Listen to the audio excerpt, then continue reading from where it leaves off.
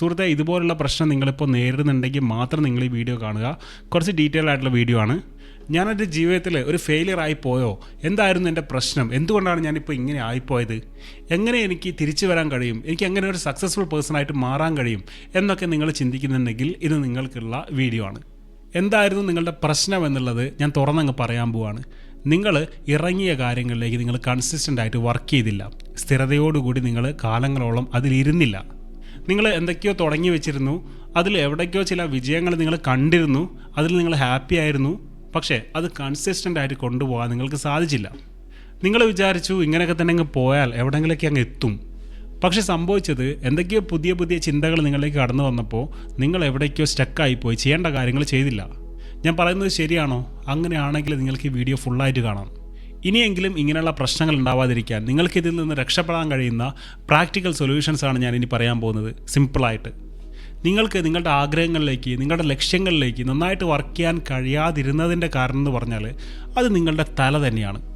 നിങ്ങളുടെ തലയിലേക്ക് ആ സമയത്ത് വന്നുകൊണ്ടിരുന്ന ഓവർ തോട്ട്സ് എന്തൊക്കെയായിരിക്കും അറിയോ?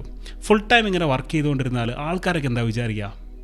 ഞാനിങ്ങനെ വർക്ക് ചെയ്തുകൊണ്ടിരുന്നാൽ എൻ്റെ സുഹൃത്തുക്കളൊക്കെ എന്താ വിചാരിക്കുക? ജീവിക്കാൻ ഇതൊക്കെ തന്നെ പോരെ എന്നുള്ള എന്തൊക്കെയോ ഓവർ തോട്ട്സ് നിങ്ങളിലേക്ക് വരികയാണ്. അതിൻ്റെ കൂടെ ചിലപ്പോൾ പുതിയ പുതിയ ബിസിനസ് ഐഡിയാസും ഇതിലും വലിയ എന്തൊക്കെയോ ഓപ്ഷൻസ് എൻ്റെ മുന്നിൽ ഇല്ലേ എന്നൊക്കെയുള്ള തോന്നലൊക്കെ വരും. അപ്പോൾ സ്വാഭാവികമായിട്ടും ഈ ഓവർ തിങ്കിങ് നിങ്ങളുടെ ബ്രെയിനിനെ ഒരു മടിയിലേക്ക് എത്തിക്കും. എന്ന് വെച്ചാൽ പ്രോക്രാസ്റ്റിനേഷൻ, പിന്നെ ചെയ്യാം എന്നുള്ളൊരു പോസിബിലിറ്റി അവിടെ നിങ്ങളിങ്ങനെ കാണാൻ തുടങ്ങും. ആ പിന്നെ ചെയ്യൽ എന്നുള്ള കാര്യമാണ് നിങ്ങളെ ഇന്നത്തെ ഈ ലെവലിലേക്ക് ആക്കി തീർക്കാനുള്ള കാരണമായിട്ട് മാറിയിട്ടുണ്ടാവുക. ചിലപ്പോൾ നിങ്ങൾ എവിടെയോ എത്തിപ്പോകേണ്ട ആളായിരിക്കാം, പക്ഷേ നിങ്ങളുടെ സ്വന്തം ചിന്തകൾ തന്നെ നിങ്ങളെ അതിന് സമ്മതിച്ചില്ല.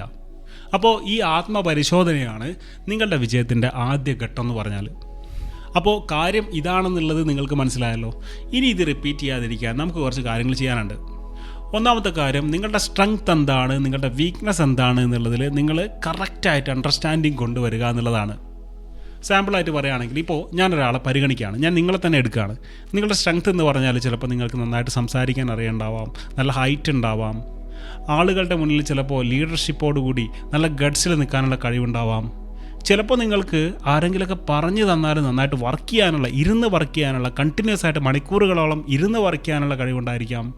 എന്താണ് നിങ്ങളെ മറ്റുള്ള ആളുകളിൽ നിന്ന് യുണീക്കാക്കി മാറ്റി നിർത്തുന്നത് എന്ന് നിങ്ങൾ ആലോചിച്ച് നോക്കുക. ചിലപ്പോൾ നിങ്ങളുടെ കുലത്തൊഴിലുകൾ തന്നെ ആയിരിക്കാം, എനിക്കറിയില്ല എന്താണെന്നുള്ളത്. നിങ്ങൾക്ക് ഏറ്റവും പാഷനായിട്ട് തോന്നുന്ന ചില കാര്യങ്ങളുണ്ട് സുഹൃത്തെ. ചിലപ്പോൾ പാരമ്പര്യപരമായിട്ട് നിങ്ങളുടെ ജീനിൽ ചില കഴിവുകൾ എഴുതപ്പെട്ടിട്ടുണ്ടാവാം. ഫോർ എക്സാമ്പിൾ, നിങ്ങളുടെ ഗ്രാൻഡ് ഫാദർ ഒരു നല്ലൊരു കച്ചവടക്കാരനായിരുന്നെങ്കിൽ നിങ്ങൾക്ക് പോലും ആ ഗുണം ഉണ്ടാവുമെന്ന് പറയുന്നത്.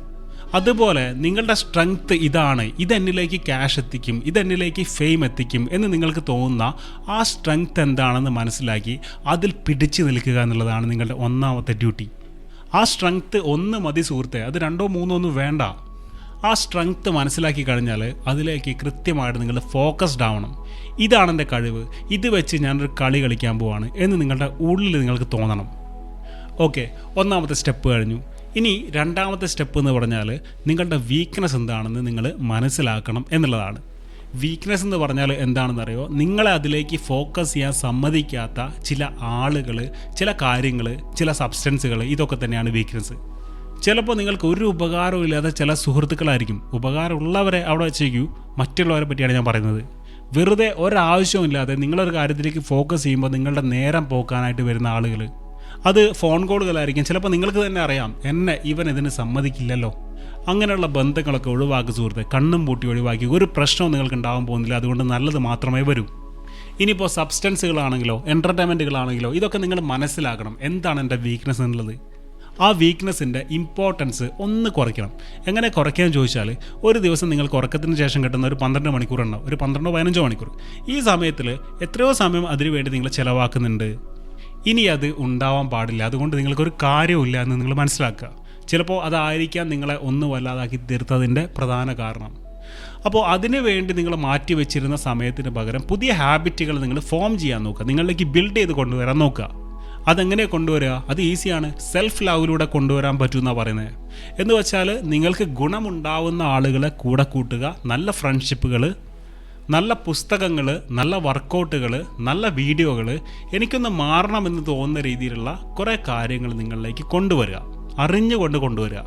അപ്പോൾ നിങ്ങളുടെ വീക്ക്നെസ്സുകളെ മനസ്സിലാക്കി അതിനെ നല്ലതിലേക്ക് റീപ്ലേസ് ചെയ്യുക എന്നുള്ളത് നിങ്ങളുടെ രണ്ടാമത്തെ സ്റ്റെപ്പാണ്. ഓക്കെ, മനസ്സിലായില്ലേ? ഇത് രണ്ടും നിങ്ങൾ ചെയ്യാൻ തുടങ്ങിക്കഴിഞ്ഞാൽ നിങ്ങളുടെ മനസ്സ് തന്നെ മാറാൻ തുടങ്ങുന്നത് നിങ്ങൾക്ക് കാണാൻ കഴിയും. നിങ്ങൾ വേറൊരാളായിട്ട് മാറുന്നത് നിങ്ങൾക്ക് കാണാൻ കഴിയും.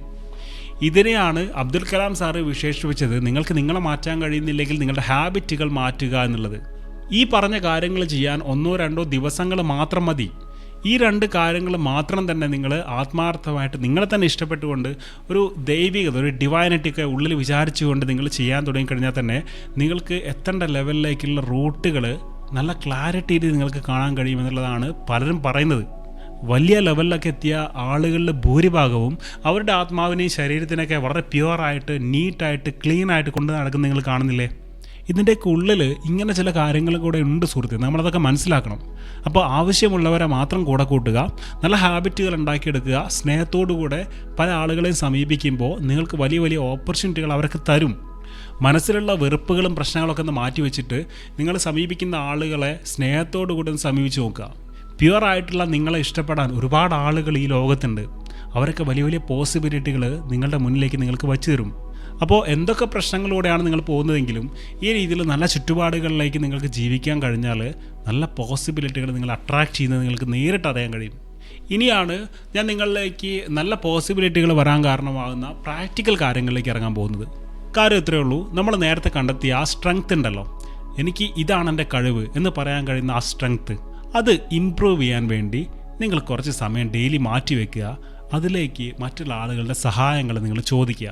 10 ആളെ നിങ്ങൾ സമീപിക്കുമ്പോൾ അതിൽ 9 ആളുകൾ നിങ്ങൾ റിജക്റ്റ് ചെയ്താലും ഒരാൾ ചിലപ്പോൾ പോസിറ്റീവായിട്ട് നിങ്ങളുടെ കൂടെ നിൽക്കും, നിങ്ങളെ സപ്പോർട്ട് ചെയ്യാൻ ശ്രമിക്കും.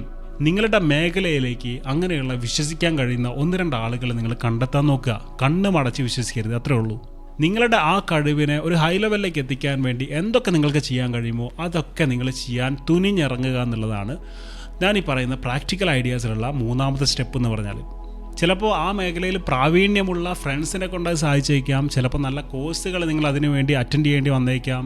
ചിലപ്പോൾ യൂട്യൂബിലൊക്കെ തന്നെ ഒരുപാട് നിങ്ങൾക്ക് കാര്യങ്ങൾ അതിലിരുന്ന് പഠിക്കാൻ കഴിഞ്ഞേക്കാം. നിങ്ങളുടെ ഫീൽഡ് എന്താണ് എന്നുള്ളതിനനുസരിച്ച് അത് വാരി ചെയ്യും. അതുകൊണ്ട് തന്നെ അതെങ്ങനെ പറയേണ്ടത് എനിക്കറിയില്ല. എന്തായാലും നിങ്ങളുടെ ആ കഴിവ് കണ്ടെത്തുക എന്നുള്ളതാണ് ഇമ്പോർട്ടൻ്റ്. അത് ഇമ്പ്രൂവ് ചെയ്യാൻ നിങ്ങൾക്ക് ചെയ്യാൻ കഴിയുന്ന കാര്യങ്ങളൊക്കെ ചെയ്യുക എന്നുള്ളതാണ് അതിനേക്കാൾ വലിയ ഇമ്പോർട്ടൻ്റ്. അപ്പോൾ നിങ്ങളുടെ പ്രശ്നം എന്തായിരുന്നു, അതിലേക്ക് നിങ്ങൾക്ക് എന്തൊക്കെ ചെയ്യാൻ കഴിയുമെന്നൊക്കെ നിങ്ങൾ മനസ്സിലാക്കിയല്ലോ. ഇനി അടുത്ത സ്റ്റെപ്പ് കൃത്യമായിട്ടുള്ള ആക്ഷൻ പ്ലാനുകൾ ഉണ്ടാക്കി 1 മാസം എനിക്ക് ഇത്ര ചെയ്യാനുണ്ട് എന്നുള്ള രീതിയിൽ ക്ലാരിറ്റി ഉണ്ടാക്കിയെടുക്കുക എന്നുള്ളതാണ്.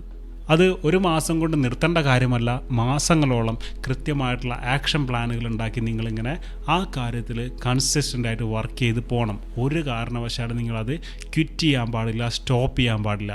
ഇഴഞ്ഞുകൊണ്ടാണെങ്കിലും നിങ്ങളത് കൺസിസ്റ്റൻ്റായിട്ട് ചെയ്തുകൊണ്ടേയിരിക്കണം.